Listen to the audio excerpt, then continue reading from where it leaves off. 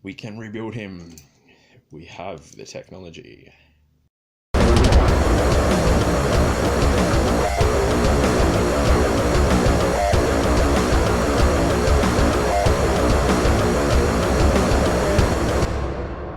Hey everybody, it's Rob Vegas and I'm checking in from Melbourne, Australia with another awesome episode of Assemble the Troops. We're going to go back in time to the first series of G.I. Joe and then quite not really, because we've got Grunt from 1991 with his sort of updated version, and this is where figures started to get kind of weird in the original run. So yeah, we'll check that out, check out his unique accessories, and yeah, get this troop assembled because he needs some repairs. So what we're going to do is head on over to the Rob Vegas Technology Center and check in with Grunt and get him fixed up and back in action. So I'll see you there. Let's roll.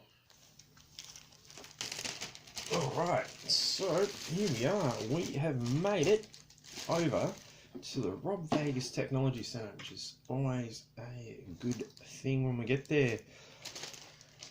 What do we got? We've got Grunt from 1991, who was a reissue, or not so much a reissue, but a new version of one of the original G.I. Joe characters from like when the series first came out in 1982. But he's back, and it's 1991, and yeah, that's what he looks like. So he's ditched his basic green khaki pants and all that, and yeah, he's gone for a bit of colour. So yeah, that's Grunt from 1991. He's got a new haircut, so he's rocking a flat top, so respect. And of course he's got floppy legs, which is the first thing we'll address, and then we shall tackle a few other things that are apparent. So what we'll do is get the old precision screwdriver out and take out this old screw, and that reveals, upon pulling the figure apart, a lot of rubber rot in that O-ring there, which we don't like on any day of the week. So that's going in the bin, and yeah, there's some other dust and debris in there which we'll discard accordingly. So old mate Grunt, let's get you a brand new set of insides. We can rebuild him. We have the technology. And that technology, of course, is here at the Rob Vegas Technology Center. So we've got that rubber O-ring around the little leggy hook, and then we'll get that and yank it through the waist. There we go. So it should look like that at this point in time.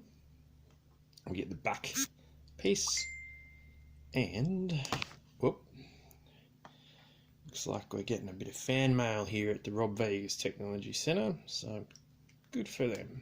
We hook that rubber O-ring around this post, which is in the back piece.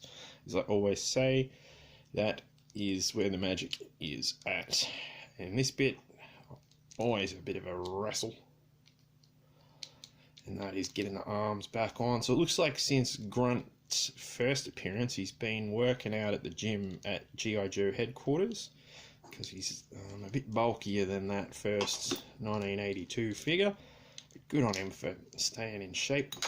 Oh, you'd think after some time he might get a bit complacent or something to that effect, but no, Grunt keeps it simple, and that's just how he rolls. And hopefully we can get this other arm in.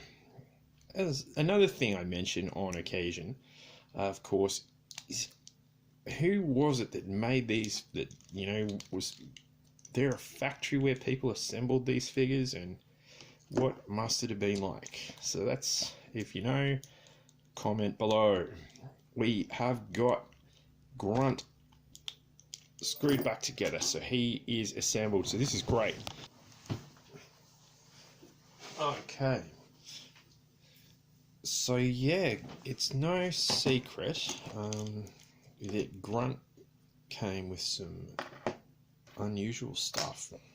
So let's get this out of the way. This is awesome. He came with a helmet, so he's a bit of a angry look on his face, along with his flat top, but he can pop on his helmet, and he looks pretty cool with that. So that is outstanding. I love that. He came with a missile, and it looks like this is going to go into some kind of spring-loaded missile device. He came with this machine gun. Now, if you know your 1990s G.I. Joes, you would have seen this a ton on a lot of the weapons tree figures, as they're called, from like 1993 and so forth. You can identify grunts because on one side of it, it's got two peg holes. And you might be thinking, well, what are those peg holes for? Before we get to that, I can't help but think this reminds me of the... Like, I don't know what the real world equivalent of this would be, but it kind of vaguely reminds me of the pulse rifle from Aliens that the Space Marines use. So let's give Grunt... Oh dear, he's got... Grunt, there we go. So that's what he looks like on a good day holding his rifle. So he's a pretty happy chap. He still looks like he's pretty grumpy, but hey, that's what he's doing. Now, boy, this is where it gets strange. So of course, the 1990s are notorious or famous or infamous because every second figure you'd get like one of these rocket launchers over and over again, and you know, there was a point where it was like, oh yeah, that's cool the first time maybe, and then the fourth time it's like, okay, I've got a few of those in the collection now. But Grunt, he marches to a different beat, you see, and he decided that he was just going to go all out complete crazy with his rocket launcher, and here it is. So it's like a big cannon, like literally, if you can see that against the black background, it is humongous, this thing, and it's got a tripod or a bipod, so you can stand it up, and if we pop the old missile in, I'm pretty sure there's a guide on the actual launcher itself. So that's what it looks like in there, loaded up, ready to go, and we'll just fire that straight up in the air because I'll need it again in a minute. So there it is. Now, as if that's, you know, you might be thinking, oh yeah, cool, Duke had his rocket launcher that he could sit on and have a good old time. But you'll notice on Grunt's rocket launcher, there's these two pegs on one side. And of course, we had these two peg receptacles on the side of that rifle. So the idea is Grunt is meant to hold this rifle, and then this rocket, which is attached to this giant rocket launcher. And it's actually illustrated. I'm pretty sure I can... I don't want to force that in there because I don't want to break the thumb, but there we go. I'm pretty sure it's actually illustrated on the front, like on the card art. I can't remember 100%, but there we go. Grunt is just got the most ridiculously large weapon system perhaps ever to appear in a figure. So how about that, huh? Let's launch that missile one more time. Let me know what you think in the comments below. Do you like Grunt's unique set of accessories? Like, it doesn't have a backpack peg or anything like that, so you get this very strange thing. And yeah, that was, yeah, very interesting. They could have just given him, and here we go again, they could have just kept it simple, given him like a backpack and like something, you know, like a just simple machine gun. They could have just done that. You would have had a top shelf figure here, but yeah, that's how they roll. So lots of strange stuff from the 90s. We'll be seeing a lot more of it, so stay tuned. If you've watched this far, you know the drill. Like, comment and subscribe. Did you have this figure back in the day? How did you find his weapon system?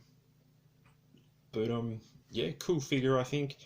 Let down by some odd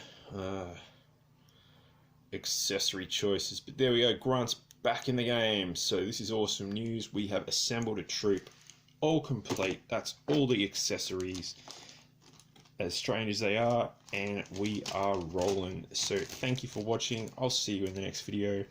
Cheers, everybody.